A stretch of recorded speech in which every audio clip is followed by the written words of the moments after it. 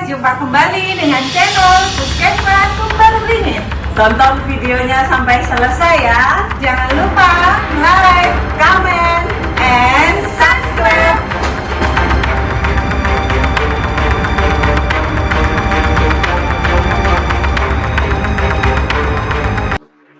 Ya. Assalamualaikum warahmatullahi wabarakatuh. Salam warahmatullahi wabarakatuh. Sekali lagi assalamualaikum warahmatullahi wabarakatuh. Waalaikumsalam warahmatullahi wabarakatuh. Waduh, pesertanya banyak ya. Oke, terima kasih Pak Agus bahwa kita hari ini akan berbagi. Moga-moga yang dibagi ini sangat bermanfaat dan berguna bagi teman-teman puskesmas. Karena ini urusan mutu puskesmas. Ini mulai dulu selalu menjadi groginya teman-teman puskesmas. Jadi selalu kalau mutu sudah bingung memang bingung itu wajar. Berarti kita bisa berpikir, kalau tidak bingung, nah itu tanda tanya bisa berpikir apa enggak gitu ya. Oke, bab 5 ini agak-agak baru, walaupun tidak baru, tapi strukturnya menjadi lebih mampat sekali daripada yang bab 369 dulu. Saya akan mulai dulu. Jadi dasar apa namanya pemikirannya itu bahwa ada UKM, ada UKP, kemudian ada bagian UKM dan UKP, ada admin, ada AKMP sekarang. Nah di dalam ini semua itu harus ada mutu. Jadi KMP itu menjadi yang apa ya, melingkupi semuanya. Oleh karena itu, mungkin dalam proses akreditasi yang akan kita lakukan dan yang sudah kita lakukan seyogyanya, kita semua itu memahami peran masing-masing, walaupun masing-masing itu juga mempunyai kontribusi yang sangat signifikan. Contohnya sekarang, bahwa banyak regulasi-regulasi yang di bab UKP itu ditarik ke admin atau ke KMP, istilahnya saya itu KMP ya. Jadi kalau admin ini lebih sini, kalau KMP ini ada kepemimpinan dan manajemen, jadi lebih luas daripada sekadar admin. Jadi ada kepemimpinan dan manajemen. Jadi kalau dulu hanya admin, nah sekarang ini kepemimpinannya muncul. Karena dalam mengelola puskesmas itu memang membutuhkan satu sisi manajemen yang bagus, manajemen yang bisa dipertanggungjawabkan, dan kepemimpinan yang pantas diikuti lah itu. Di situ. Nah, karena basic view-nya di sini, maka sekarang kita sudah sewajarnya kalau teman-teman di puskesmas, teman-teman pendamping ini, saya sarankan teman-teman pendamping ini mengarahkan bahwa kepemimpinan dan manajemen puskesmas itu sangat-sangat penting dalam rangka mensukseskan semua program yang ada di puskesmas. Karena kalau kepemimpinan dan manajemennya itu tidak responsible, nah itu akan menjadi kendala dalam segala program. Jadi mari kita perbaiki KMP-nya puskesmas. KMP ini kita perbaiki agar semua program termasuk akreditasi bisa berjalan dengan baik. Ini sebagai awal pembahasan kita. Kemudian struktur bab 5 itu perlu kami sampaikan, ada 5 standar di sana. Ini kalau dulu kita agak susah, walaupun sebenarnya ya susah gampang dulu. Sekarang kita akan lebih fokus dan lebih baik, bisa mengikuti dengan baik. Yaitu bahwa ada standar 1 bab 5 ini ada peningkatan mutu yang dilaksanakan secara berkesinambungan. Jadi di sini kita akan ngomong mutu. Kalau kita ngomong mutu, berarti nanti ada dimensi mutu, ada siklus mutu. Nah, ini yang perlu kita pahami. Kemudian yang 52 itu manajemen risiko. Kalau manajemen risiko, berarti risiko itu akan ada yang sudah terjadi dan yang belum terjadi. Artinya yang sudah terjadi itu biasanya kita sebut dengan, semuanya kita sebut dengan insiden keselamatan pasien atau insiden keselamatan ya. Di sana ada KTD, yang di dalamnya juga ada sentinel, kemudian ada KTC, dan ada KNC. Itu adalah yang sudah terjadi. Dengan KPC, itu yang belum terjadi. Jadi, ada pokok bahasan itu nanti ya. Kemudian sasaran keselamatan pasien, ini biasanya ada 6 sasaran, tetapi karena satu sudah dikeluarkan menjadi 5.5, maka di sini tinggal 5. Nanti. Ini yang satu kita keluarkan di 5.5, yang di sini yang 6 tinggal 5. Terus kemudian di sini ditambah bahwa ada sistem pelaporan insiden keselamatan dan budaya mutu. Jadi kalau dulu memang pelaporan ada, tapi hanya sampai dinas kesehatan, sekarang harus ada yang sampai ke KNKP. Sedangkan budaya mutu, ini dulu ada di 912 ini ya. PPI sebagai bagian ini kita keluarkan di sini. Nah sebenarnya kalau kita ngomong keselamatan pasien itu bagian dari mutu. Cuma karena mungkin ini dinilai sangat rawan dan sangat strategis sekali, maka keselamatan pasien ini dibahas tersendiri di luar dari mutu. Walaupun ini juga termasuk mutu. Oke, strukturnya seperti ini. Jadi kita masih pahami, karena kalau dengan struktur ini, maka kita akan lebih mudah melihat instrumen itu. Ketimbang kita baca instrumen jadi bingung. Nah, jadi ini kita sekarang ini caranya. Kemudian dari masing-masing standar ini maka akan ditetapkan. Misalkan contoh mutu. Ini saya singkat aja ngomong mutu ya. Bahwa Kepala Puskesmas menetapkan tim mutu dan program peningkatan mutu. Jelas di 512 ada tim mutu, ada programnya. Kemudian 512 ada Kepala Puskesmas dengan tim mutu itu harus berkomitmen membudayakan peningkatan mutu dan keselamatan pasien berkesinambungan melalui indikator mutu. Nah, saya ngomong di sini NINGMUT ini peningkatan mutu, kalau INMUT itu indikator mutu. Ini yang kriteria yang kedua. Kriteria yang ketiga, hasil pengukuran INMUT dianalisis dan ada validasi. Ini hal yang dulu tidak ada. Nah, sekarang ada validasi, tetapi tidak semua divalidasi. Nanti bisa dibaca apa saja, kapan harus melakukan validasi, dan kapan tidak perlu melakukan validasi di kriteria masing-masing ini. Kemudian di 514, peningkatan mutu dicapai dan dipertahankan. Ini maksudnya di sini ada CQI, Continuous Quality Improvement. Jadi, di sini sudah jelas ada tim mutu, ada programnya, kemudian komitmen, dan ada pengukuran dan sebagainya, sampai kepada cycle-nya yang merupakan CQI, Continuous Quality Improvement. Ini dari 51. Saya akan coba overall garis besarnya dulu, biar kita lebih enak mengikuti. Kemudian 52, ini manajemen risiko. Manajemen risiko, ini ada risiko penyelenggaraan ini. Jadi risiko yang tadi, yang ada sebelum terjadi dan belum terjadi, itu harus diidentifikasi, kemudian dilakukan analisis, dan sebagainya. Nah, yang dilindungi di sini, yang menjadi sasaran adalah pengguna layanan, keluarga, masyarakat, petugas, dan lingkungan. Jadi ini luas sekali. Tidak hanya pasien, tapi semuanya menjadi.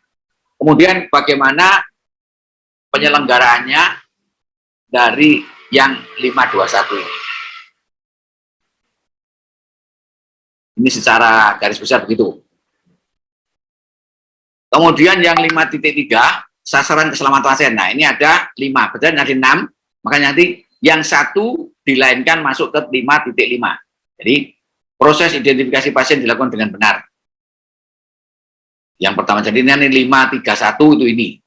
532 itu proses peningkatan komunikasi efektif, KOMEP tak singkatin, dalam pemberian asuhan. Jadi, harus melakukan komunikasi efektif, itu ada SBAR dan sebagainya nanti ya.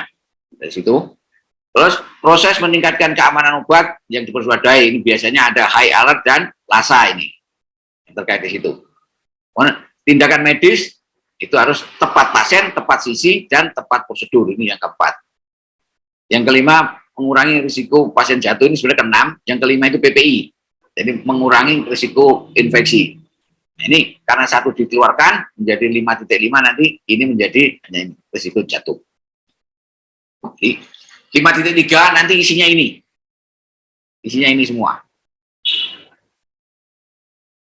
Kemudian 5.4 ini pelaporan dan budaya keselamatan. Jadi sistem pelaporan IKP, nah ini ada aplikasinya.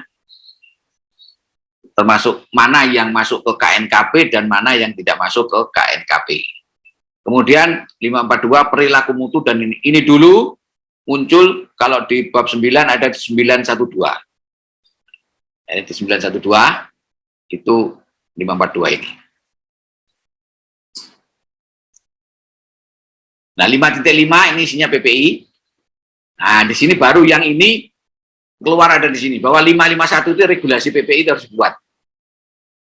Regulasi PPI. Kemudian 552 itu identifikasi risiko infeksi. Jadi bagaimana melakukan identifikasi, kapan dan sebagainya ada yang perlu dibaca di pokirnya, pokok pikiran. 553 pelaksanaan upaya mengurangi risiko infeksi.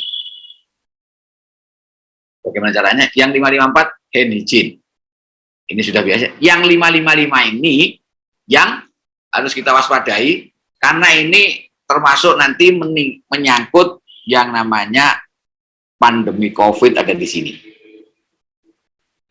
Jadi untuk teman-teman semuanya, maaf, apa namanya itu, dokumen-dokumen yang terkait dengan COVID itu bukan dilupakan, tapi harus dilakukan pendokumentasian segala kegiatan mulai dari regulasi sampai dengan baik, karena akan masuk di penanganan outbreak ini.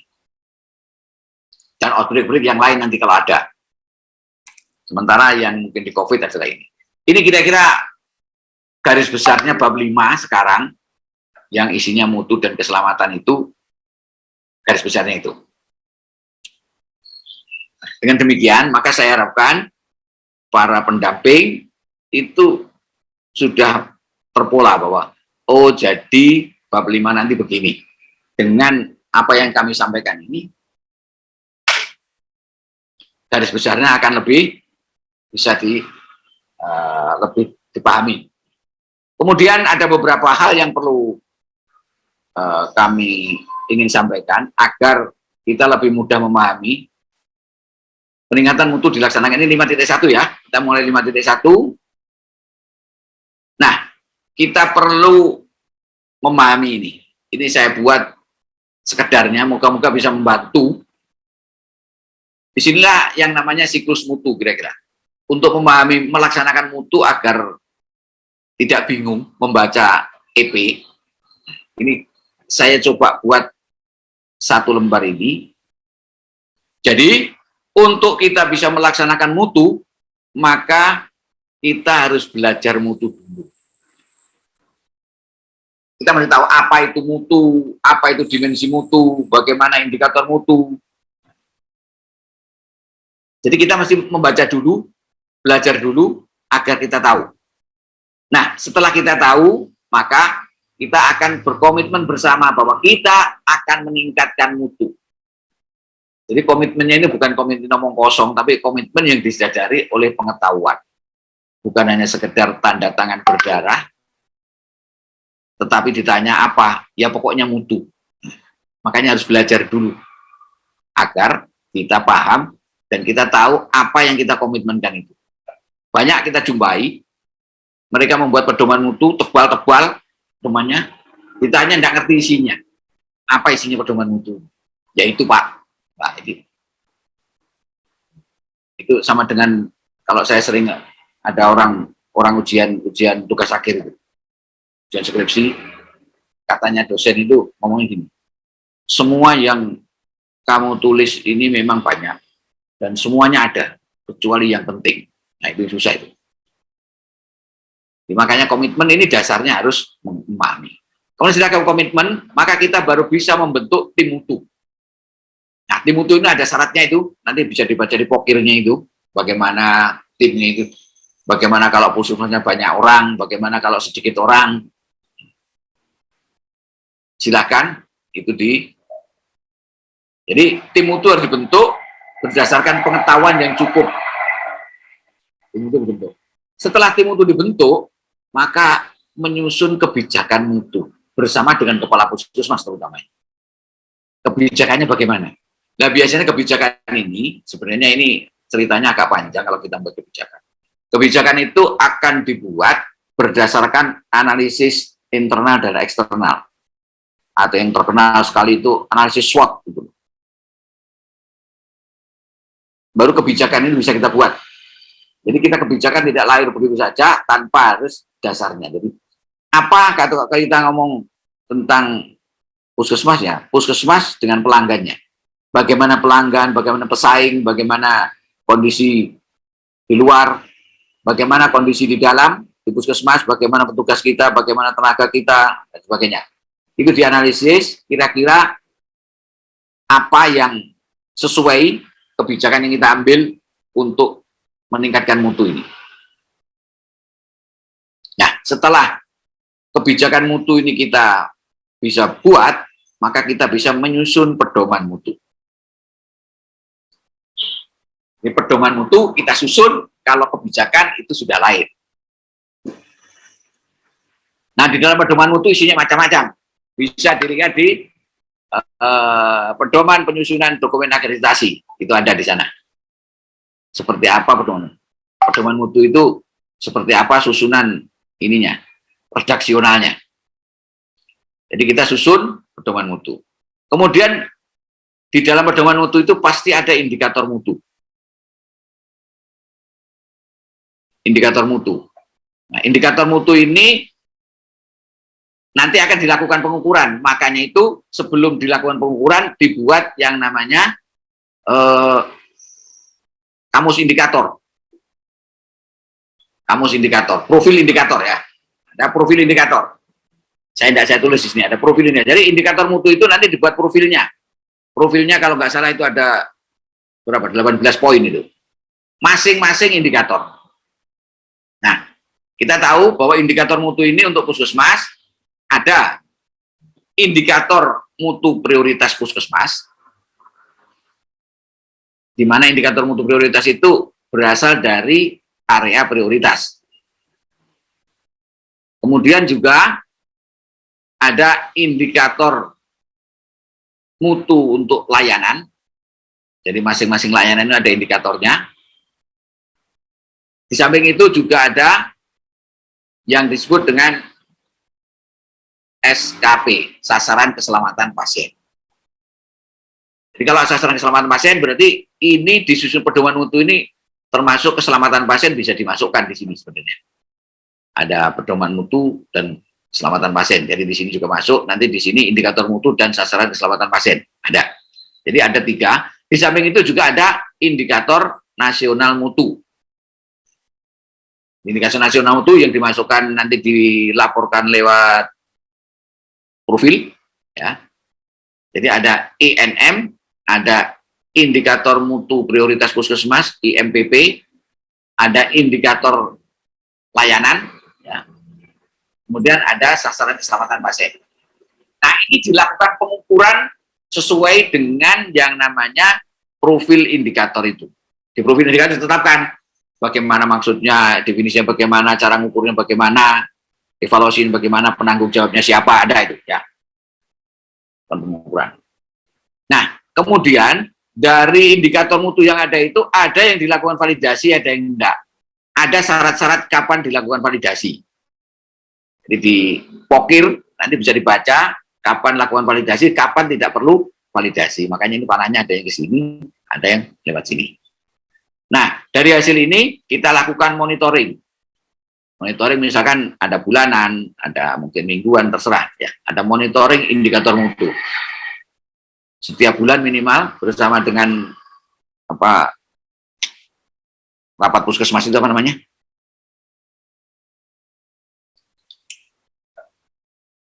Yang bulanan itu ya, rapat puskesmas itu.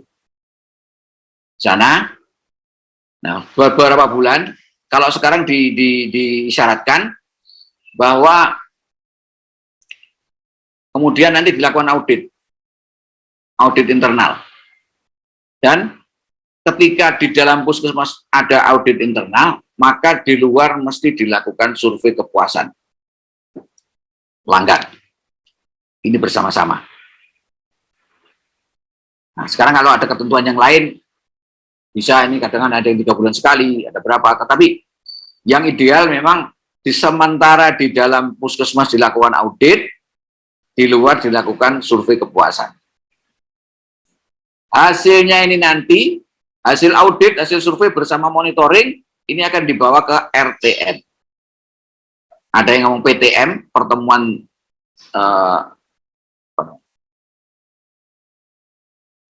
tinjauan mutu, PTM, pertemuan tinjauan atau rapat tinjauan mutu. Nah, hasilnya, monitoring ini bulanan ini bagaimana, auditnya bagaimana, surveinya bagaimana, dibawa ke RTM. Dari RTM ini nanti akan menghasilkan rekomendasi RTM. Rekomendasi RTM akan dipakai untuk meninjau ulang kebijakan mutunya bagaimana. Kebijakan mutu nanti akan masuk ke pedoman mutu dan seterusnya. Mungkin bahkan ke bentuk tim mutu juga kemungkinan karena mungkin orangnya bertambah ini dan sebagainya. Tapi ini adalah nanti akan bersiklus terus-menerus. Ini yang makanya kami sebut dengan siklus mutu. Jadi kalau kita melakukan ini, insya Allah itu yang namanya standar 51 itu bisa selesai di sini. Kita lakukan ini.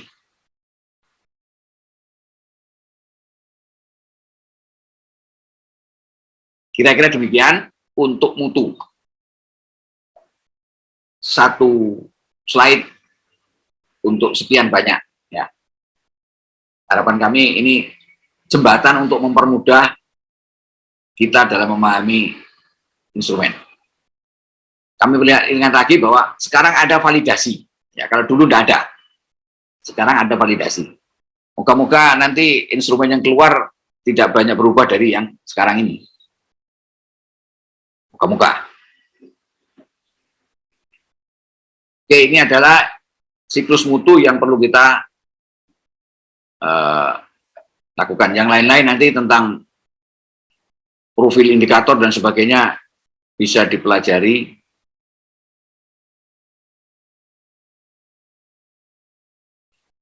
Ini diantaranya isi-isi yang apa namanya 511 itu secara pokirnya. Jadi ruang lingkup mutu itu admin, UKM, UKP. Struktur organisasi itu ada tim mutu, PJ mutu, ada koordinator mutu yang menyebutnya, ada KP ini dan sebagainya. Ada pedoman tim peningkat mutu puskesmas ya. Pedoman TKM puskesmas ya. Bukunya ini ya.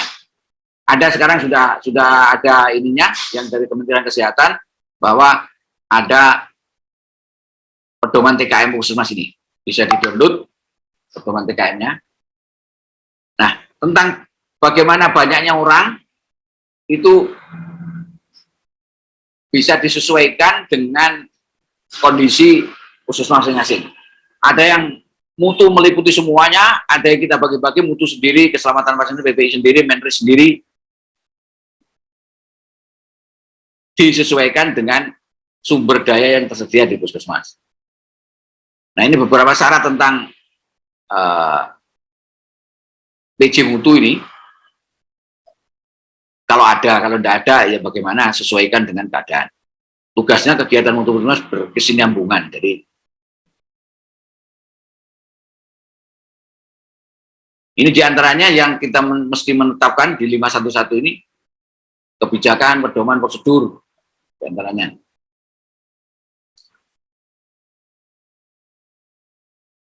Peningkatan mutu minimal tujuan target. Jadi ini ada panduan secara kasar. Nah, yang juga dulu tidak muncul, dikomunikasikan secara lintas program dan lintas sektor. Kalau dulu lintas program oke, tapi lintas sektornya dulu tidak begituan yang di UKP ya. Tapi yang sekarang ini lintas sektor juga program peningkatan mutu itu difasilitasi, didukung sumber dayanya. Ini dulu ada di 913 ada, kemudian bisa mengikuti P1, P2, P3 dan tindak lanjutnya ya.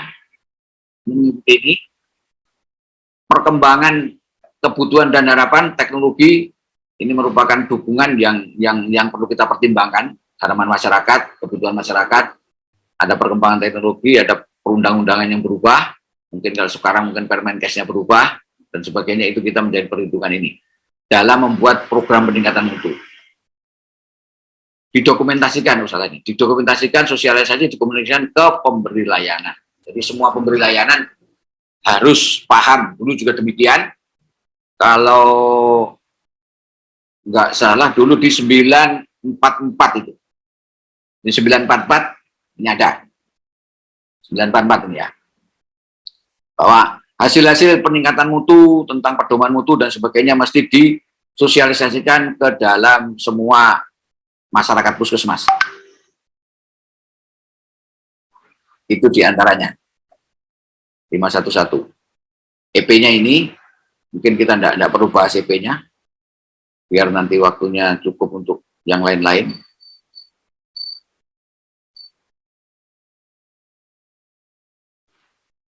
Nah, ini yang area prioritas 512. Area prioritas ini dulu kalau kita lihat di 921. 921. Area prioritas. Nah, sekarang area prioritas itu tidak sebisa mungkin itu yang melibatkan KMP, UKM, dan UKP.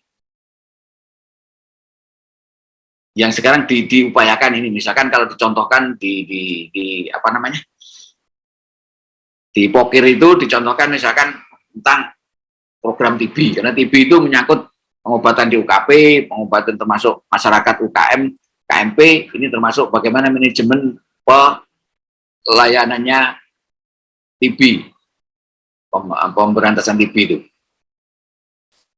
Jadi area prioritas itu tetap didasarkan itu 31P plus yang sekarang ditambah BP, bad performance. Artinya kinerjanya itu yang tidak bagus.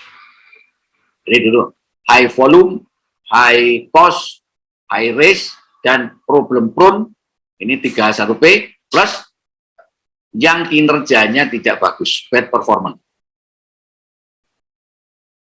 Ini menetapkan pakai ini. Tetapi sebenarnya kalau kita mengacu pada pernyataan-pernyataan para suhu, nah, sebenarnya ini salah satu cara menetapkan area prioritas. Andai kata tidak pakai ini, ya diperbolehkan, pokoknya alasannya misalkan bad performance bisa diambil, atau mungkin yang banyak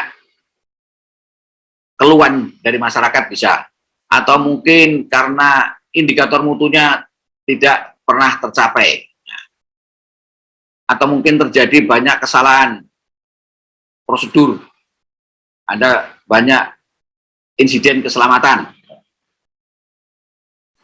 Kita bisa menetapkan berdasarkan itu, selain berdasarkan 31P. Area prioritas, nah, setiap tahun masalah kesehatan ini. Jadi ada dikatakan bahwa dilakukan perbaikan dan kriterianya ditetapkan. Nah, biasanya ini kalau kita membuat perbaikan kriteria area prioritas ini, pertama area prioritas yang sudah ditetapkan, maka di situ kita akan melakukan analisis masalah yang muncul di situ. Identifikasi masalahnya apa? Nah, dari identifikasi masalah itu nanti bisa muncul, bisa dibuat kriteria perbaikannya bagaimana. Misalkan di situ, di area itu terlalu banyak keluhan, maka menurunkan keluhan itu bisa menjadi kriteria sukses yang kita tetapkan. Misalkan 1 bulan mendapat keluhan 10, kita akan turunkan 1 bulan mendapat keluhan 2. Nah, ini menjadi kriteria suksesnya itu. Misalkan seperti itu. Jadi di area yang sudah ditetapkan, kita analisis, kita lakukan identifikasi masalahnya dulu. Dari masalah itu akan bisa dibuat untuk ini. Kemudian dari masalah itu, kalau kita lakukan penguraian, diurai, dilakukan analisis, maka akan muncul nanti bagaimana akar penyebab masalahnya. Jadi akar penyebab masalah itulah yang akan kita lakukan untuk melakukan perbaikan. Jadi berdasarkan akar penyebab masalah, kita bisa lakukan perbaikan. Berdasarkan masalahnya, kita buat kriteria kesuksesannya.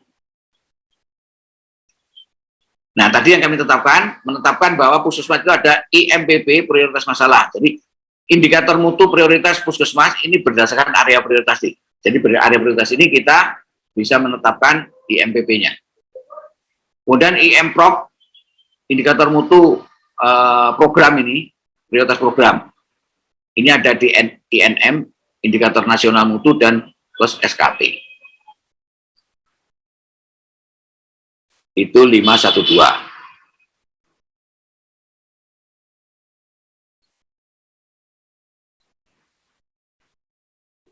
Nah, ini saya aja bahwa indikator SKP itu ada 6 tadi. Kepala Puskesmas dan PJ Mutu mendapat pelatihan. Nah, ini jadi mutu yang bagian mutu mesti mendapat pelatihan. Pelatihan bisa berupa loka karya, kaji banding, OJT atau in-house training. Pelatihan mutu. Ya. Dari kaji banding masuk di sini untuk perbaikan mutu. Indikator mutu yang tercapai, targetnya diganti. Boleh diganti sekarang, kalau dulu tidak diganti, tapi sekarang diganti. Indikator yang belum tercapai targetnya, dilanjutkan. Ini EP-nya. EP tidak usah dibahas, nanti dibaca aja EP-nya. Bahwa bunyinya seperti ini. Hasil pengukuran dianalisis dan validasi. Nah, ini yang validasi tadi. Jadi, perlu dilakukan validasi, ini syaratnya ada. Validasi itu apa? Di antaranya akan disampaikan ke publik, atau ada yang baru, ada tekniknya baru, di antaranya itu. Oleh karena data yang sahih diperoleh dari cara pengukuran yang sahih. Makanya itu, yang disebut sahih ini adalah cara pengukuran yang seperti ditetapkan di dalam profil indikator. Jadi profil indikator menetapkan, contohnya misalkan yang mudah, waktu tunggu pasien di pendaftaran.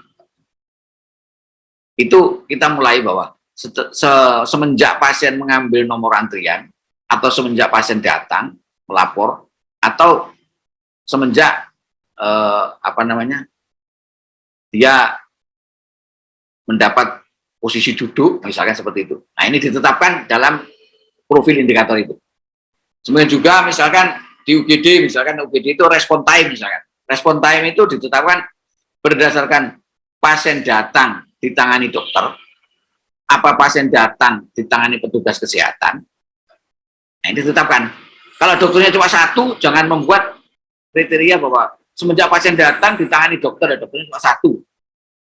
Artinya itu tidak relevan dengan kondisi di puskesmas itu.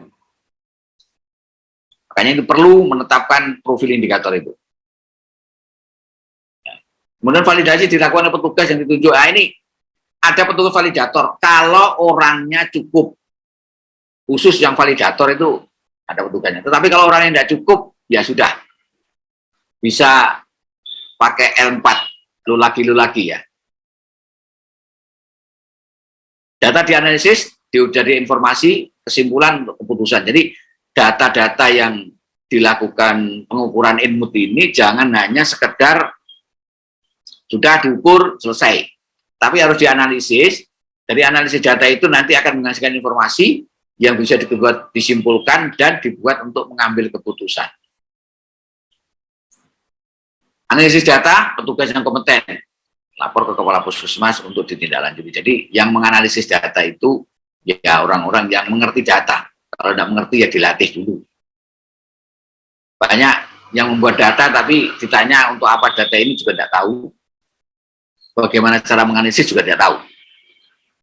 Sangat disayangkan. Iman-iman data yang sudah ada tapi menjadi nganggur datanya. Nah, analisis data bisa menggunakan teknik statistik. Jadi misalkan ada tren, ada prosentase dan sebagainya, disesuaikan dengan kebutuhan dan berdasarkan karakteristik layanan. Jadi karakteristik layanannya seperti apa, yang cocok ini dengan analisis bagaimana.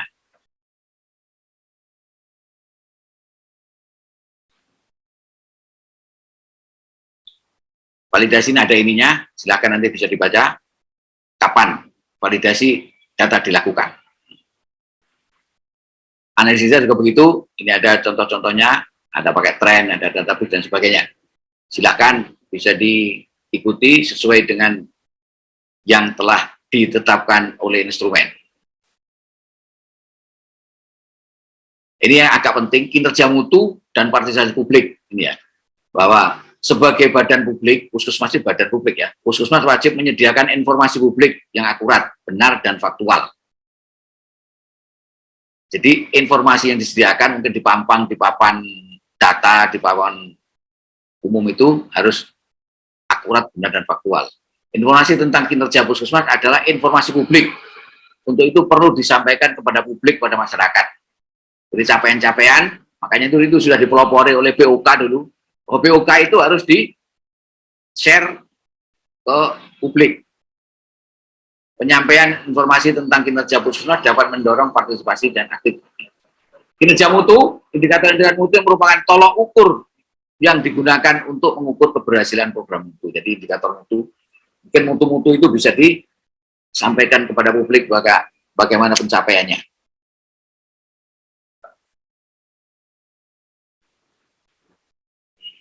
Ini sebagian dari 513, sebagian dari apa namanya, siklus mutu tadi, maka saya tidak menjelaskan lagi.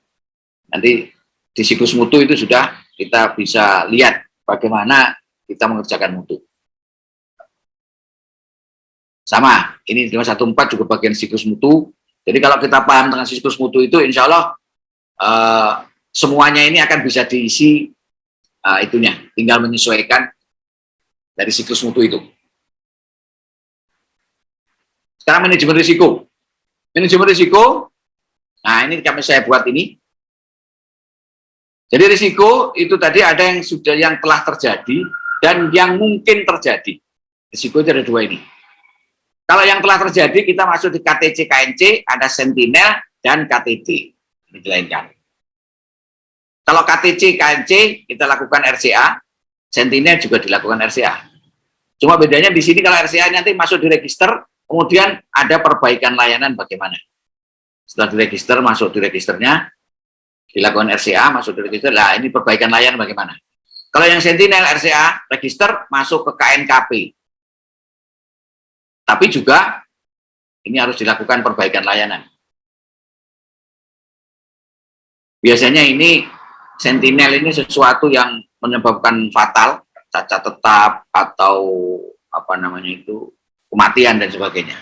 Nah, di samping itu, ini sebenarnya kalau terjadi yang ini, yang Sentinel, yang KTD ini juga bisa masuk di audit klinis. Tapi sekarang audit klinis kelihatannya tidak begitu muncul di bab 3.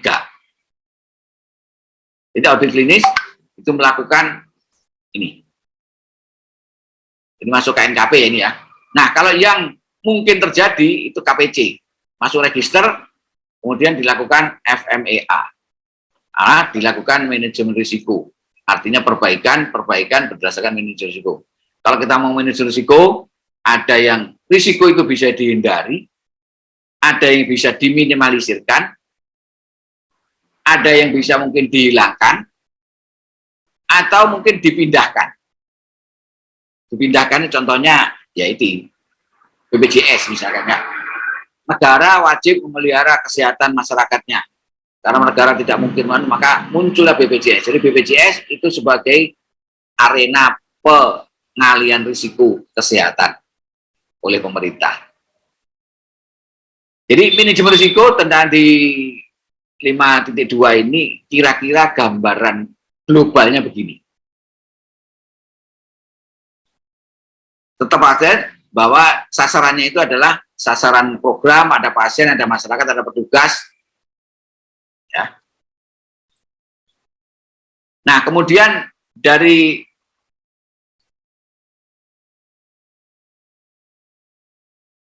kalau kita lakukan RCA, mungkin ini sekedar mengingatkan, saya hanya sekedar membuat ini, mungkin tidak sesuai dengan apa kaidah-kaidah Bulkonah, tidak masalah, tapi hanya sekedar mengingatkan bahwa kalau ada insiden, itu mesti dicatat. Jangan lupa, dicatat. Celakanya yang seringkali ini, tentang insiden ini, ada insiden tapi tidak mengerti, sehingga tidak tercatat karena tidak paham. Makanya mesti belajar bagaimana itu insiden, apa itu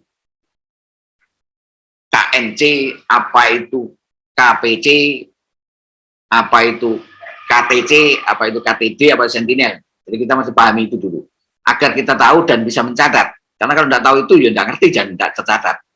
Nah, yang tercatat ini, insiden ini ya, ada tidak cedera. Kalau ada cedera, maka harus ditangani cederanya. Harus ditangani. Kemudian dilakukan investigasi. Kalau tidak cedera, juga dilakukan investigasi ini ya.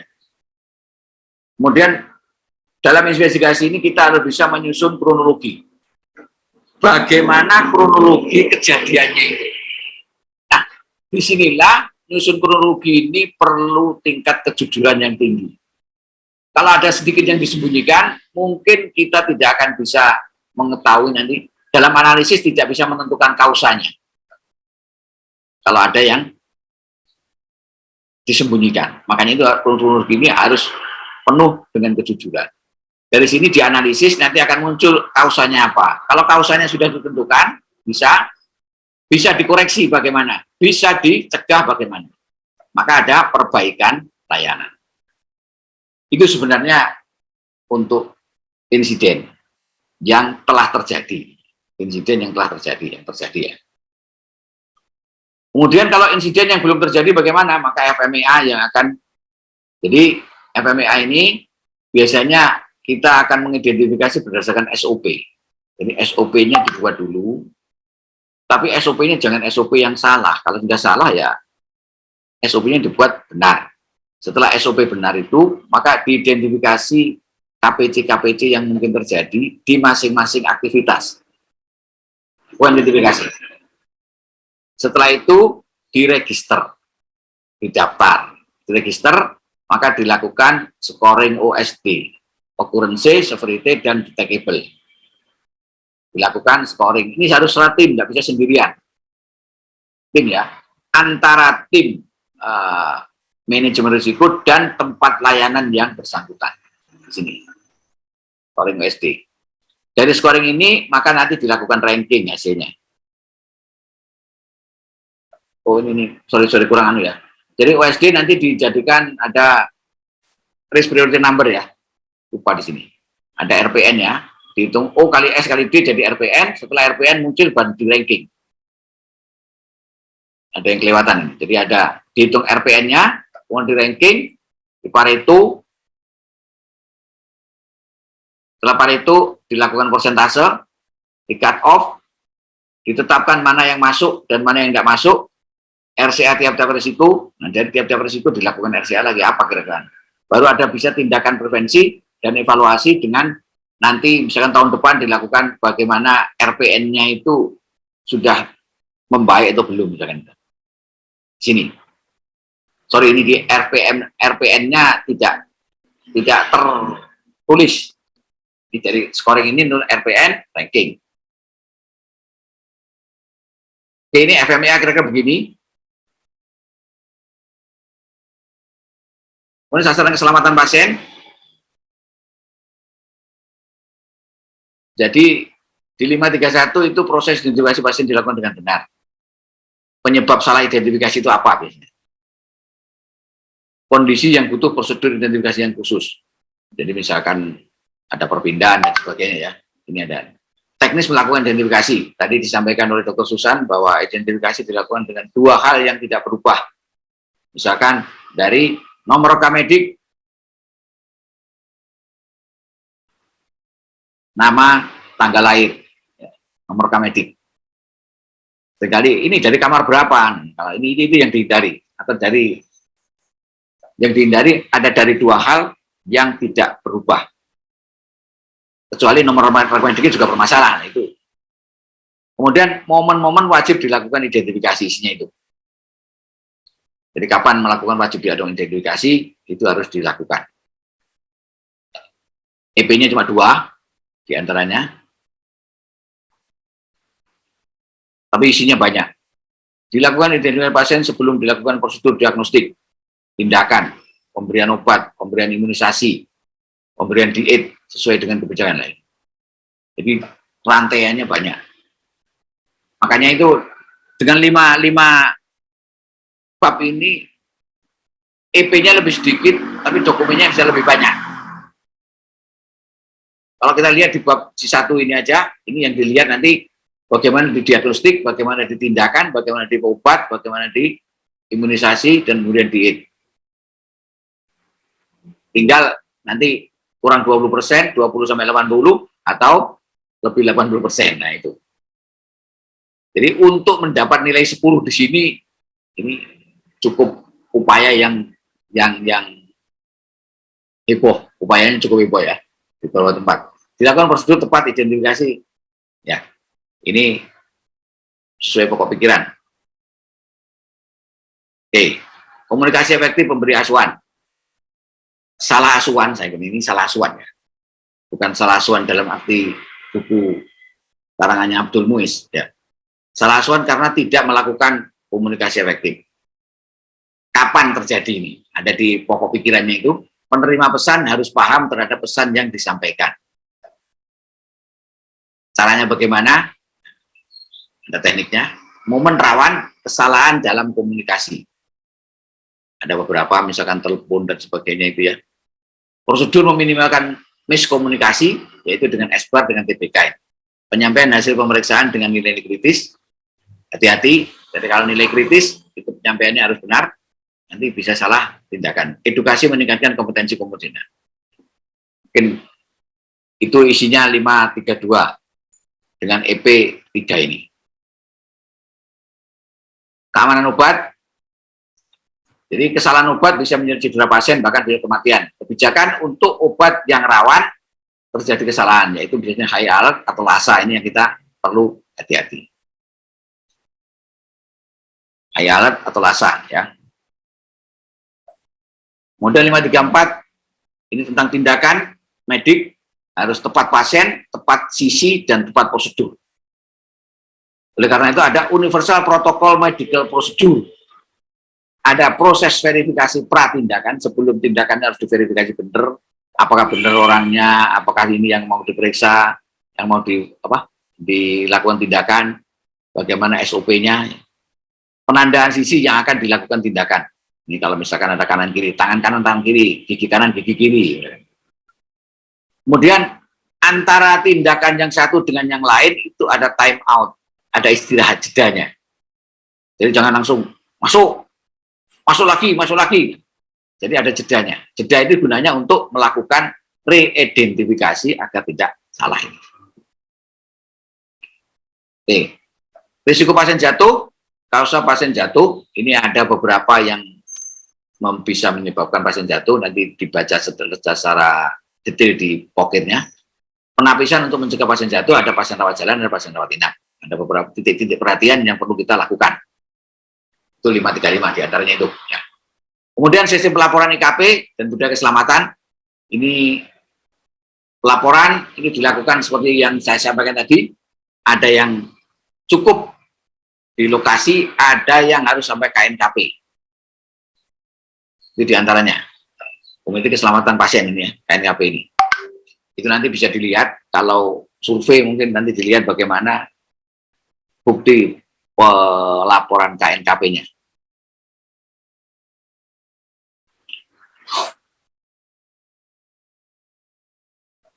Ini tentang perilaku mutu dan keselamatan. Nah, ini dulu ada di 912, perilaku mutu dan keselamatan. Jadi, ini sekali lagi, perilaku ini di breakdown dari tata nilai yang ditetapkan oleh Puskesmas. Tata nilainya apa? Dari tata nilai itu nanti bisa diurai menjadi indikator perilaku mutunya bagaimana. Di sana ditahukan bahwa ada perilaku terkait dengan budaya keselamatan, ada yang tidak mendukung budaya keselamatan, itu di pokok pikirannya ada, ditetapkan itu. Nah, caranya diantaranya itu, nanti terus, dari itu indikator perilaku itu bisa dilakukan penilaian. Kalau ini sudah ditetapkan, yang tidak mendukung ini kapan terjadi dan siapa yang terjadi, ada pelaporannya, dilakukan edukasi mutu klinis. Nah, bagi mereka-mereka petugas-petugas yang dalam tanda petik melanggar, nah itu dilakukan edukasi. Jadi untuk memberikan layanan yang bermutu dibutuhkan petugas-petugas yang berperilaku mutu. Perilaku mutu itu kalau dilakukan, dikerjakan oleh tiap-tiap petugas, maka akan muncul perilaku mutunya puskesmas. Karena semua petugasnya berperilaku mutu. Kalau dilakukan secara kumulatif terus-menerus, semua melakukan, maka nanti akan muncul yang namanya budaya mutu. Jadi munculnya begitu. Jadi dari perilaku individu, perilaku kelompok, dilakukan terus akan muncul budaya kelompok, budaya mutu. Kira-kira begitu secara garis besarnya. 5.5 PPI. PPI itu mungkin kita perlu belajar kewaspadaan ini untuk tahu kewaspadaan standar, ya. Ada kebersihan tangan, ada pelindung diri APD, ada penyuntikan yang aman, ada kebersihan pernapasan yang tidak batuk, ada kesehatan petugas, ada pengendalian lingkungan, pengendalian limbah, manajemen linen, penempatan pasien, dan pengelolaan alkes. Ini kewaspadaan standar tentang PPI itu. Kemudian dari sini ada ini pasien-pasien yang ini berdasarkan transmisi. Jadi kewaspadaan transmisi, ada transmisi kontak, ada transmisi droplet, ada airborne. Nanti begini yang perlu dilakukan tindakan-tindakan itu. Nah, pelaksanaan yang 551 ini pelaksanaan regulasi PPI. Jadi regulasi PPI itu harus dibuat. Puskesmas menyusun rencana. R, ada R di sini. Biasanya di UKP itu jarang R-nya banyak. R-nya ada di bab 1 yang banyak. Yang di UKP, yang rata-rata di belakang itu hanya mulai dari dokumen, observasi, wawancara, di sini itu. TUI-nya. R-nya ada di bab 1. Jadi di sini regulasi PPI dilaksanakan. Harus membuat regulasi. Saya tidak menjelaskan sampai ke EPP-nya, ya, pokirnya ya. EPP-nya ada 2 ini, Puskesmas menyusun rencana, dilakukan pemantauan. Ya sebenarnya mirip dengan mutu, karena ini memang bagian dari mutu. Siklus mutu, siklus ini mirip. Identifikasi risiko infeksi untuk melakukan strategi. Jadi membuat strategi bagaimana agar kita meminimalkan risiko infeksi. Sasarannya ini pasien, keluarga, pengunjung, petugas, masyarakat. Pencegahan infeksi, kewaspadaan isolasi, ada kewaspadaan isolasi, ada standar, ada kewaspadaan berdasarkan transmisi. Penggunaan antimikroba, bijak. Nah ini, antimikroba ini kalau di puskesmas yang paling mudah itu laporannya dari farmasi itu, ya, tentang obat rasional, laporan POR. Bandel infeksi terkait Yankes, ini bandel-bandel ini barang baru yang perlu dipelajari. Infeksi aliran darah, infeksi daerah urasi, ini membuat bagaimana prosedur-prosedur untuk meminimalkan infeksi ini. Namanya bandel itu, ada bandel. Ya. Nanti perlu belajar lagi untuk buat bandel ini. Waspadaan isolasi, kemudian renovasi bangunan harus ada ikran. Ikran ini juga barang baru. Nah, perlu dipelajari lagi nanti, karena itu bagian yang cukup besar tapi dimasukkan di bagian kecil. Ini diantaranya EP-nya.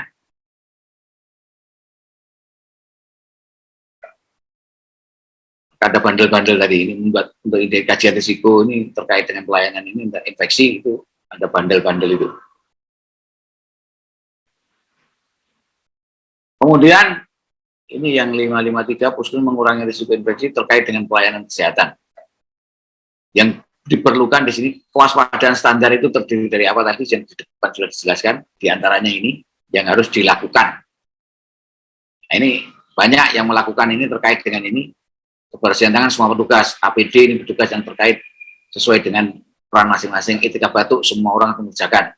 penempatan pasien dengan benar. Lah ini manajemen tentang pasien, mulai pasien rawat jalan, rawat inap, bagaimana penempatannya dengan benar. Penyuntikan yang aman, ada SOP-SOP penyuntikan, dekontaminasi alat, dekontaminasi, ada tingkat tinggi, tingkat rendah, sebagainya. Pengelolaan linen, limbah, perlindungan petugas dari infeksi ini biasanya ini bisa dipantau seperti pada K3 itu.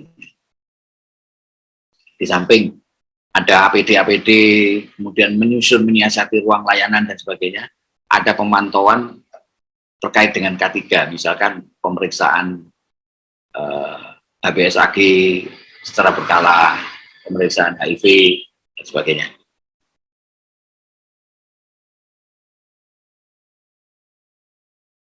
(554) ini tentang kebersihan hygiene ya, ini teknis cuci tangan seperti apa,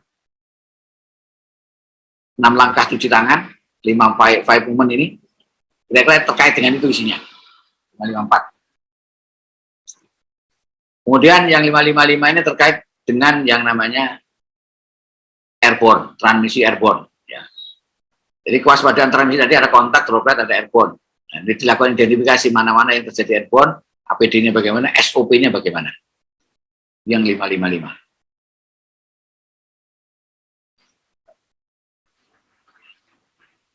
Yang 556 terkait dengan outbreak tadi, itu Puskesmas menetapkan kebijakan penanggulangan outbreak. Ada panduan, prosedur, prokes. Nah, ini kan terkait erat dengan yang sekarang terjadi. Ya. Kriteria outbreak apa saja? Ini perlu kita belajar di Undang-Undang Wabah dan Undang-Undang KLB, Undang-Undang tentang termasuk apa namanya PPKM itu ya. Di antaranya itu untuk 556. Kemudian di antaranya yang outbreak itu bagaimana tindakan pencegahan langsung, ada investigasi. Ini di antaranya beberapa daerah yang butuhkan kalau terjadi outbreak itu seperti apa. Mungkin seperti itu yang kami sampaikan. Oke, ada beberapa yang resen ini, Pak. Dari Dinkes Sidoarjo. Ya. Assalamualaikum, Pak. Waalaikumsalam warahmatullahi wabarakatuh. Mohon izin bertanya tentang RCA dan FMEA. Kalau kita melihat dari Permenkes nomor 11 tahun 2017 tentang keselamatan pasien itu, tentang alur pelaporan, tentang pelaporan insiden, itu ada kita untuk menentukan apakah dilakukan RCA ataupun investigasi, itu melihat dari hasil grading. Nah, apakah di EP yang sekarang ini seperti yang Bapak jelaskan tadi, apa masih seperti itu atau seperti apa? Kemudian yang kedua tentang FMEA. Di FMEA itu, mohon izin saya kurang paham tadi mengenai register risiko. Apakah semua risiko yang ada itu dihitung RPN-nya, kemudian dijadikan FMEA atau seperti apa? Karena saya kurang memahami tentang itu, Pak. Apakah seluruh register risiko dijadikan FMEA atau hanya satu atau dua risiko saja, yang risiko seperti apa yang dijadikan untuk bahan FMEA? Itu pertanyaan saya. Sama yang pertama di RCA tadi. Terima kasih. Oke, langsung Pak Gus. Bagus. Wah, bodoh macet ya. Oke, langsung Pak, monggo Pak. Ya, yang pertama tadi tentang risiko apa namanya dilakukan risk grading biasanya. Ya, memang itu secara teorinya begitu ya. Ada risk grading, kemudian baru ada RCA, ada investigasi sederhana itu. Tapi intinya podo ae sebenarnya itu. Itu cuma secara teori memang begitu. Tapi intinya RCA investigasi sederhana ya sama saja. Kalau saya lihat, jadi untuk menyederhanakan pikiran kita biar tidak terlalu rumit. Tapi kalau mau melakukan itu baik-baik saja, dan itu mungkin lebih baik sesuai dengan teori ya. Cuman kalau yang saya sampaikan tadi itu untuk menyederhanakan pikiran kita, bahwa sebenarnya antara investigasi sederhana dengan RCA itu ya sama saja kok. Semuanya akan melahirkan yang namanya akar penyebab masalah. Dan mungkin kalau kita pada tahapan-tahapan masih belajar awal, kadang-kadang kalau orang satu melakukan sendiri itu rasanya nggak yakin. Oh, nggak yakin saya ya. Nah, kalau RCA itu kan biasanya tim itu. Jadi ada beberapa orang. Nah, kecuali kalau sudah ekspor, nah silahkan maju dengan sendirian ya. Kalau sudah ekspor itu adalah dan risk grading itu ada merah kuning, ada hijau apa ya biru itu ya biasanya kan. Ada inversi sederhana, ada yang ini. Boleh dilakukan itu dan itu sesuai dengan teori. Kalau saya tadi agak sedikit menyimpang teori gitu, biar lebih mudah aja mengingatnya gitu, praktis gitu maksud saya. Terus kemudian yang terkait dengan FMEA, jadi FMEA itu kalau dibuat semuanya ya berat Pak, ya berat Bu. Mungkin kalau dulu hanya terkait dengan area prioritas misalkan. Karena kenapa kalau area prioritas itu dilakukan FMEA, dilakukan perbaikan? Karena itu dalam upaya agar percepatan perbaikan ini terjadi. Jadi diperbaiki dari segala sisi, dari segala aspek. Dari aspek masalahnya diperbaiki, dari aspek risikonya diperbaiki. Sehingga akan segera pulih menjadi yang baik, menjadi baik gitu.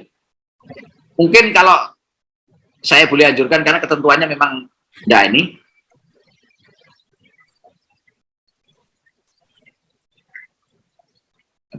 Bermasalah ini ya. Jadi ketentuannya itu di sekarang ini saya belum membaca secara detailnya.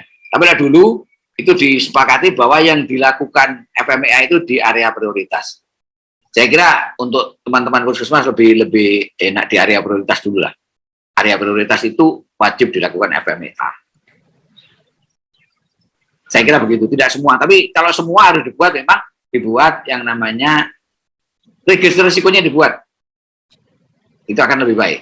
Karena itu menjadi sesuatu yang diperhatikan kita. Kalau kita ada waktu, ada tenaga, boleh dilakukan FMEA semua. Boleh saja. Dan memang idealnya dilakukan semua. Idealnya. Tapi kita sesuaikan dengan sumber daya yang tersedia. Itu kira-kira begitu. Mungkin itu jawaban dari kami.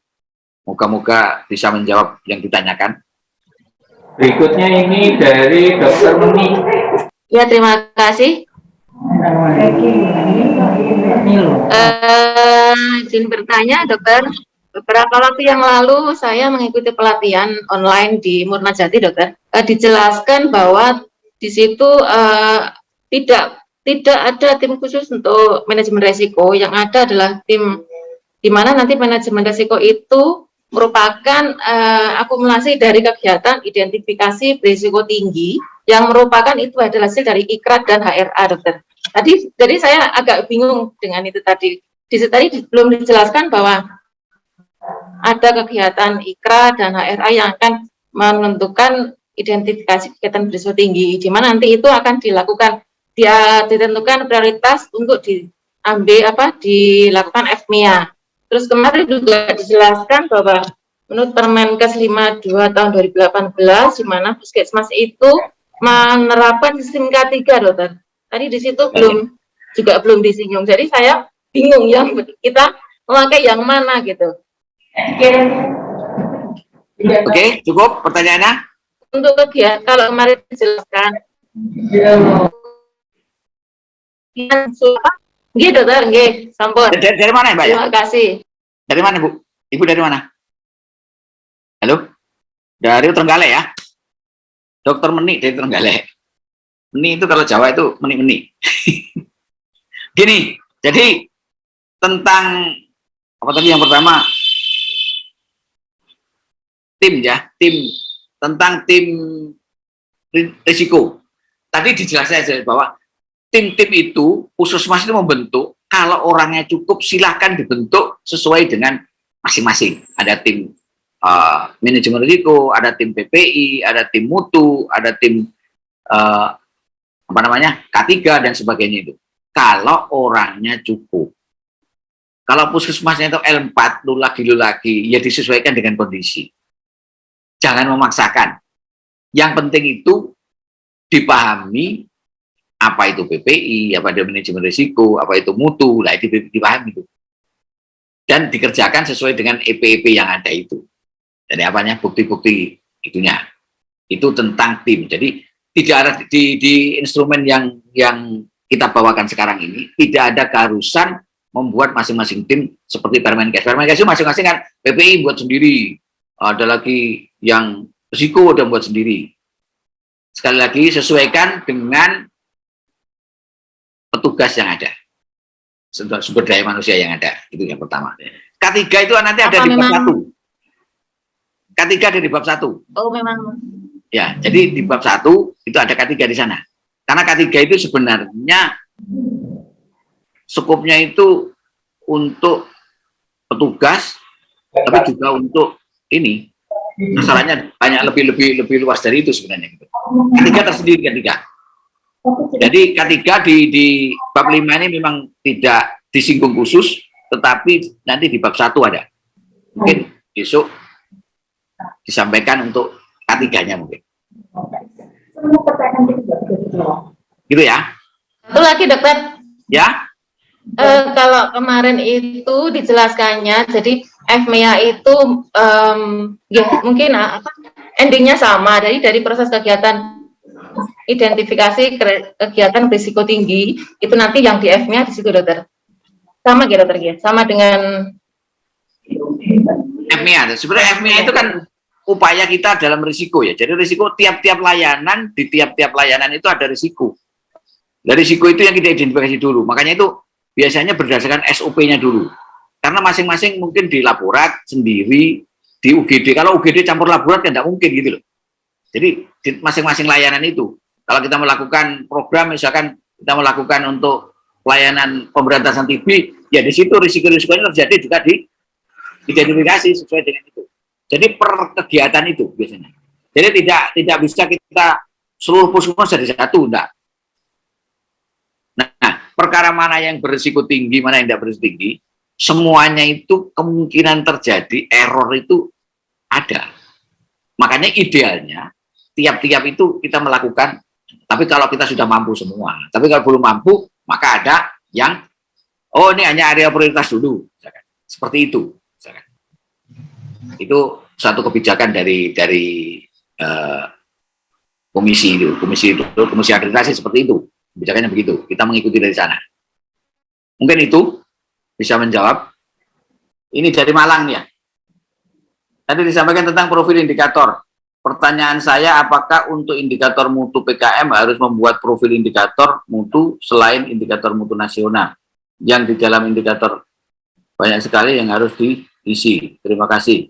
Ya, jadi kalau ini untuk Bu Ovalia ya, Bu Ovalia ini lewat chat, kalau di profil indikator mutu tidak dibuat profil, nanti masing-masing orang persepsinya bisa beda-beda.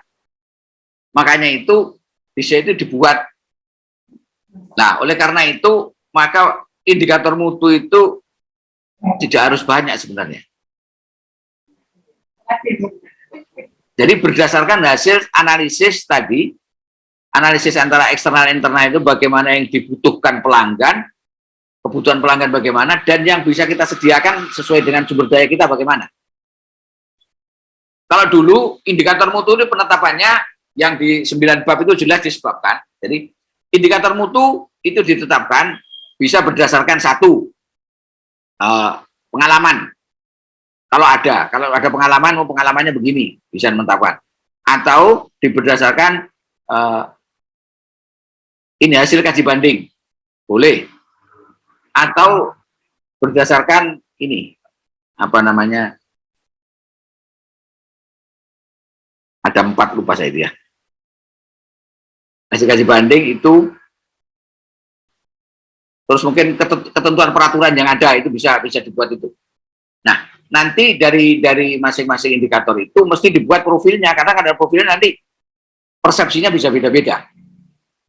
Cara ngukurnya bagaimana, cara evaluasinya bagaimana, nah itu ditetapkan. Makanya itu kita tetapkan indikator mutu itu tidak begitu banyak, tetapi cukup mewakili bagaimana agar pelanggan itu menjadi puas, dan kita sesuai tetap standar kita, tetap kita jaga. Kira-kira seperti itu. Jadi dibuat tiap-tiap indikator, profil indikator. Ada lagi di dalam pedoman mutu berarti dimasukkan profil indikator, yang satu indikator ada 21 isian yang harus diisi. Mohon pencerahan, selama ini kita membuat indikator mutu mengandung input, proses, ya, itu cara pemilihannya. Cara pemilihan indikator mutu itu bisa di sisi input, bisa di sisi proses, bisa di sisi output. Tetapi kalau mutu kami menganjurkan banyak-banyaklah diproses. Karena proses itu akan menentukan bagaimana perbaikan pelayanan kita. Pelayanan itu berdasarkan proses. Jadi diproses. Ya berdasarkan yang 21 isian itu sekarang. 21 isian itu diisi masing-masing. Oh ini maksudnya apa, termasuk dimensi apa dan sebagainya itu.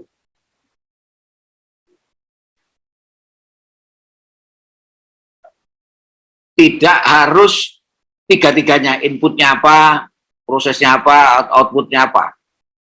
Tapi kami menganjurkan banyak-banyaklah memilih di proses. Karena kalau output itu nanti bisa dievaluasi, evaluasi kinerja bisa lewat output. Tapi kalau proses itu mungkin tidak tampak. Demikian juga kalau ngambil input, input itu tidak selamanya bisa dipenuhi. Karena memenuhi input itu tidak mudah. Contohnya, ada puskesmas yang tidak punya tenaga apoteker. Jadi indikatornya puskesmasnya harus ada apoteker. Mintanya kepada siapa itu tidak mudah. Jadi mungkin di yang 9 bab dulu, di bab 9 itu ada, bahwa menetapkan itu juga berdasarkan ketersediaan sumber daya, pengalaman, hasil kaji banding, dan yang kemungkinan bisa berhasil. Jadi indikator untuk itu ya saya baru-baru ingat ini. Jadi memilih indikator itu diantaranya itu berdasarkan ketersediaan sumber daya, berdasarkan pengalaman, berdasarkan kaji banding, dan kemungkinan yang bisa berhasil. Kalau tidak mungkin berhasil ditetapkan indikator ya percuma nanti. Kira-kira itu, Bu Valia. Ya. Ini Pak, ada yang agak menarik ini. Bagaimana ini kegiatan tampak berkesinambungan karena sudah berhenti sejak survei terakhir 2017. Terus. Ya. Jadi supaya apa namanya kegiatan mutunya tampak nyambung dari terakhir 2017 sampai sekarang ini. Dari mana Pak itu Pak? Itu dari Dokter Ahmad Afifuddin. Dari, oh iya. Jadi Pakai Pasuruan. Pasuruan. Jadi begini ya, memang pandemi COVID ini cukup membuat apa ya, pengaruh kepada kegiatan puskesmas. Apalagi puskesmas itu tenaganya cuma sedikit, sehingga fokus menangani menangani COVID, yang lain-lain terbengkelai. Yaitu itu hal-hal yang banyak terjadi. Namun demikian, di COVID pun itu kan juga ada beberapa hal yang terkait dengan mutu. Jadi ya di COVID itu yang mesti kita fokuskan agar tetap nyambung gitu. COVID-nya itu. Di COVID juga banyak mutu, sehingga nanti alasan untuk bahwa karena keterbatasan sumber daya dan sebagainya itu terjawab dengan adanya COVID-nya itu. Di COVID juga banyak hal yang terkait dengan mutu loh. Kalau kita perhatikan benar-benar. Mungkin ada beberapa hal indikator yang terputus, ya. Tapi itu tadi, alasan rasional harus disampaikan. Kalau tidak rasional ya kita tidak tahu nanti seperti apa. Mungkin itu, Pak Agus. Mohon izin bertanya, Pak. Ya, monggo. Iya, mohon maaf tadi PC-nya nggak bisa speakernya, jadi saya pakai HP. Tadi disinggung tentang KNKP, Dok. Itu mohon dijelaskan itu linknya seperti apa, kemudian yang dilaporkan ke KNKP itu apakah semua insiden atau KTD aja. Terus yang kedua,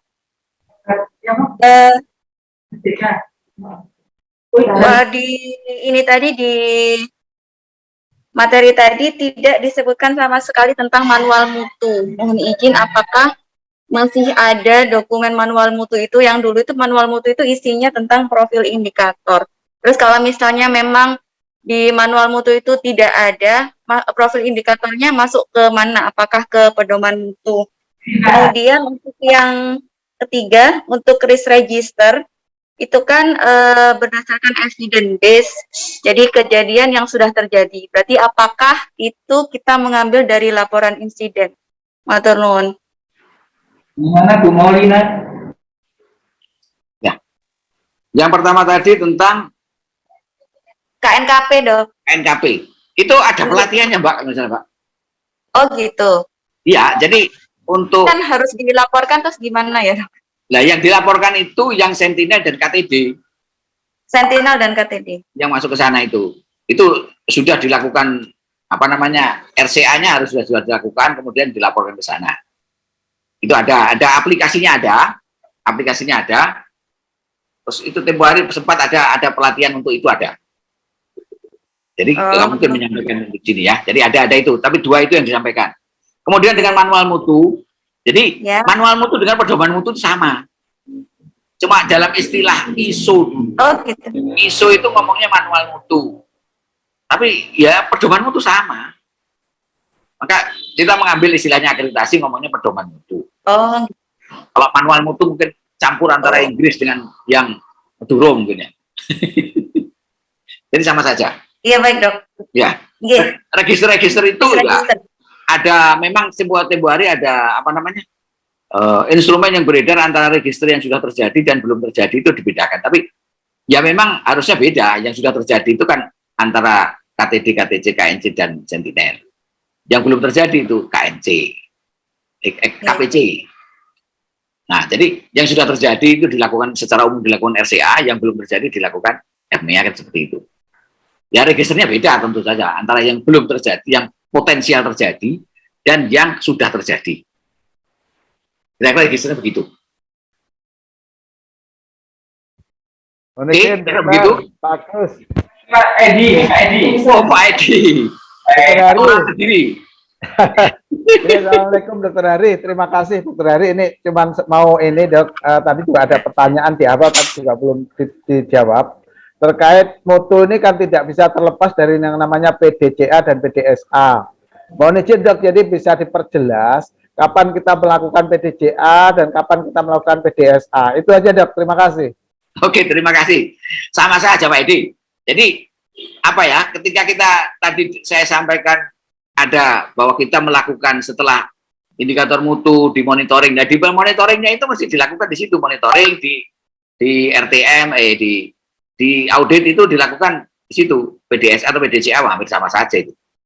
Artinya kita mencari apa-apa yang menjadi penyebab kenapa tidak tercapai, kenapa tercapai, kemana dengan baik, lah itu dilakukan itu. Utama dan rumah sakit. Ya, saya kira begitu, Edi. Itu juga. Maksudnya begini Dok, jadi maksudnya gini Dok, jadi artinya itu kan monitoring dan evaluasi. Nah, kapan kita ini perlu PDCA dan kapan itu harus PDSA. Jadi artinya masa waktunya itu loh Dok, mungkin barangkali kan kalau PDSA itu kan perlu waktu yang panjang gitu.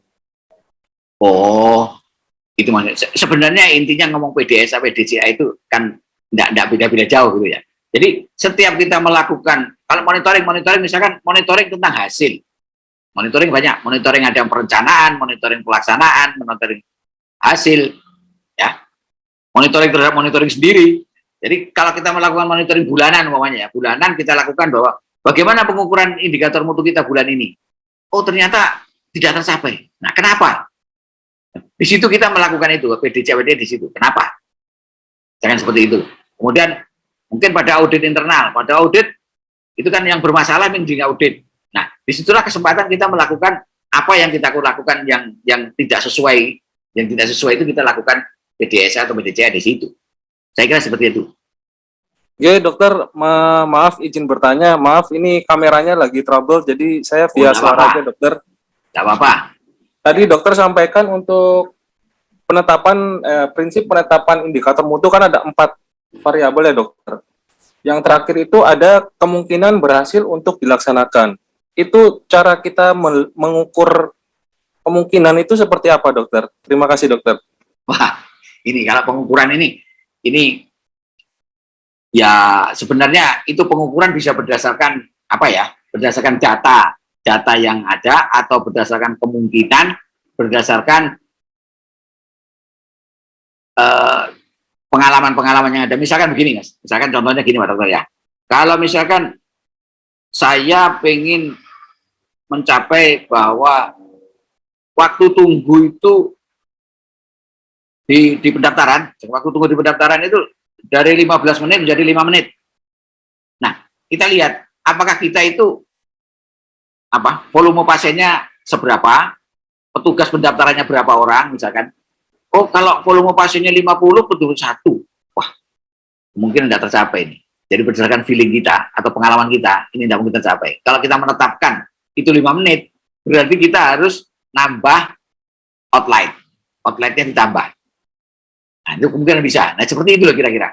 Kalau kita kira-kira menurut saya tidak yakin bisa capai. Nah, itu jangan-jangan ditembus gitu maksudnya. Jadi tidak kita lakukan pengukuran seperti kita mengukur statistik, tidak seperti itu. Tapi secara feeling itu diperbolehkan aja karena memang di tempat kita ini belum semuanya bisa terdata. Kecuali kalau kita punya data yang bagus berdasarkan pengalaman, selama ini itu sekian cuma. Jadi kalau kita mau ke sini, itu kira-kira tidak tercapai, ya jangan ditetapkan segitu, maksudnya gitu loh. Jadi tidak harus saklek, tidak. Kira-kira demikian. Dari Kabupaten Mojokerto. Oh, Mojokerto. Ya. Ini tadi kan saya sempat putus-putus, jadi nggak begitu jelas tadi yang saya tanyakan dijawab apa belum. Ini cuman saya menanyakan saja lagi. Itu tadi tentang manual mutu atau pedoman mutu. Jadi tadi kan di siklus yang panjenengan share tadi kan setelah tiap tahun menentukan kebijakan mutu, kemudian membuat pedoman mutu, baru menentukan indikator mutu. Apakah tidak sebaiknya indikator mutu ditetapkan dulu, baru kemudian dimasukkan ke pedoman mutu, kemudian disahkan pemberlakuannya dengan SK Kepala Puskesmas tersebut. Kemudian apakah dilakukan evaluasi setiap tahun untuk pedoman mutu tersebut? Terima kasih, Dok. Oke, terima kasih. Ini, dokter ya, jadi secara hierarki, kita itu menetapkan kebijakan dulu. Kebijakan kita tetapkan berdasarkan apa kebutuhan pelanggan dan apa yang kita punya. Jadi analisis eksternal internalnya di situ. Itu nanti akan, oh iya berarti kebijakannya ini. Contohnya misalkan di suatu puskesmas di Mojokerto sana, umpamanya pasien-pasien itu sudah tidak mau dilayani perawat, maunya dilayani dokter semua. Maka kita akan menetapkan kebijakan bahwa kompetensi menjadi kebijakan bahwa pelayanan berdasarkan kompetensi itu menjadi kebijakan. Nah, nanti setelah itu kita akan membuat di pedoman itu akan kita buat. Kalau kompetensi ini tenaganya cukup rendah, ini tidak ada. Makanya itu nanti di kebijakan itu di pedoman itu akan diuraikan. Nah, dari situ nanti akan muncul kemudian indikatornya itu seperti apa sekarang? Apakah semuanya harus dilayani dokter? Apakah yang dilayani perawat dengan kompetensi yang sudah ditingkatkan? Pokoknya seperti itu. Maka indikator mutunya nanti akan, makanya kita membuatnya bukan indikator, tapi dari kebijakan dulu. Kebijakannya dari duluan, kebijakan mutu dibuat dulu. Baru nanti keluar indikator. Contohnya, itu kalau indikator mutu. Tapi kalau yang perilaku tadi, tata nilai itu dibuat dulu. Tata nilai akan melahirkan indikator perilaku. Jadi, jangan dibalik. Jadi kebijakan dibuat dulu. Kebijakan itu kan, kalau kita pedoman tata naskah itu kan kebijakan duluan, baru kita buat pedoman, baru kemudian membuat SOP dan sebagainya itu. Jadi itu urutannya begitu. Mungkin itu yang bisa saya jawab, barangkali masih ada yang jadi tanda tanya. Betul, Dok. Maksud saya gini, Dok. Tadi kan sudah ada kebijakan mutu ditetapkan, kemudian kan kita menyusun pedoman mutu, ya. Setelah itu menentukan indikator mutu. Apakah indikator mutu itu dibuat dulu, kemudian kita masukkan di pedoman mutu, baru dibuatkan SK pemberlakuan pedoman mutu tersebut. Oh, itu. Jadi kalau menurut pemahaman yang ini, jadi kalau kebijakan mutu dibuat, ada pedoman mutu, di dalam pedoman mutu mesti ada indikator mutu. Betul, okay. Nah, dari pedoman mutu nanti susunannya ada SK tentang kebijakan mutu. Kemudian ada pemberlakuan pedoman mutu. Urutannya SK pemberlakuan ngoten gitu, okay. Ya, walaupun bukan SK, kalau indikator mutu itu di pedoman itu sudah ada dan pedoman diberlakukan, maka sudah berlaku. Tapi SK-nya kan tentang kebijakan mutunya yang ada. SK tentang kebijakan mutu. Dan harus dievaluasi setiap tahun gitu. Ya, mesti harus dievaluasi. Kalau dulu malah ISO itu 6 bulan kalau ISO itu. Nah, sekarang kita kelihatannya itu setiap tahun. Kalau yang ada saya baca di pokirnya itu setiap tahun. Di RTM yang pertama. Nah, RTM itu yang saya itu tidak sempat dulu pun juga belum ada ketentuan. Tetapi kalau kita mengacu pada ISO, RTM itu tiap 6 bulan. ISO ya. Kalau kita acuan kita pakai ISO 6 bulan. Tapi apakah sekarang mau setahun sekali atau 6 bulan sekali, setahun sekali atau panjang sekali? Lebih baik 6 bulan sekali. 6 bulan sekali mungkin kalau kita mau mengganti indikator, apakah indikator sudah tercapai atau belum, itu dalam setahun. Itu kira-kira begitu. Kira-kira. Yang pemikiran setelah saya baca di pokirnya itu. Terima kasih, Dok. Oke, sama-sama. Begitu, terima kasih Dr. Hari Purwanto. Oke. Kami dari Sumeneb. Kemudian untuk selanjutnya akan kembalikan ke Bu Wahyuti untuk memberikan pesan-pesan terakhir. Matur nuwun Dr. Hari, Dr. Susan, Dr. Hermanta. Ini alhamdulillah kita tadi mau tembus 960 partisipan. 970 ya, 970. Ini sekarang sudah turun 774, mungkin sudah mulai waktunya adzan sholat zuhur atau mungkin sudah ada yang buka ya. Juga. Baik, Bapak Ibu yang masih bergabung di Zoom kita kali ini luar biasa, kita berikan applause yang meriah untuk upaya kita hari ini untuk refreshing akreditasi yang selama ini menjadi satu hal yang gamang ya, ragu-ragu apakah kita bisa melampauinya atau kita bisa melakukan akreditasi yang sudah lama tidak kita lakukan. Itu yang kemarin sempat dikeluhkan oleh Bapak Ibu semuanya. Semoga refreshing ini bisa membangkitkan semangat lagi. Gimana tadi Dr. Hermanta, mungkin saya ada request sedikit untuk sesi besok. Dr. Hermanta masih bergabung di sini ya? Insya Allah masih, karena besok saya akan menyampaikan bab 1 standar 4, 5, 6, 7. Oke, matur nuwun Dr. Hermanta, mungkin besok kita akan lebih banyak diskusi dan tanya jawab ya, karena sepertinya sesi paparan sama sesi tanya jawab itu saya melihat kalau kita refreshing mungkin lebih ke arah tanya jawabnya saja, jadi mungkin alokasi waktunya lebih diperpanjang untuk tanya jawab. Nah, gimana ya Dr. Hermanta untuk sesi besok? Boleh, ya, silakan. Biar yang jadi PR semuanya bisa sama-sama merefresh apa yang perlu dikonsultasikan atau didiskusikan. Nah, mungkin Dr. Hermanta, Dr. Hari, Dr. Susan, dan Bapak Ibu pendamping yang saya hormati, matur nuwun partisipasinya yang luar biasa. Saya menyampaikan salam dari Bu Kepala Bidang yang hari ini tidak bisa gabung, tapi beliau sebenarnya pengen untuk ikut refreshing akreditasi ini, tapi karena ada acara ke Jakarta, jadi beliau menitip pesan. Titip salam juga ke Dr. Hermanta. Semoga lain kali bisa silaturahmi lagi secara offline. Itu mungkin yang bisa saya sampaikan di sesi closing statement. Semoga besok yang untuk acara sesi kedua bisa kita mulai jam 8 juga ya Dr. Hermanta. Jam 8, ya. Jam 8 sampai jam setengah 1 insya Allah atau setengah 12. Dan partisipannya juga bisa seperti hari ini 900 sekian, kita siapkan kuota 1000 untuk hari kedua besok. Atau saya akhiri, wabillahi taufiq wal hidayah. Wassalamualaikum warahmatullahi wabarakatuh. Waalaikumsalam warahmatullahi wabarakatuh.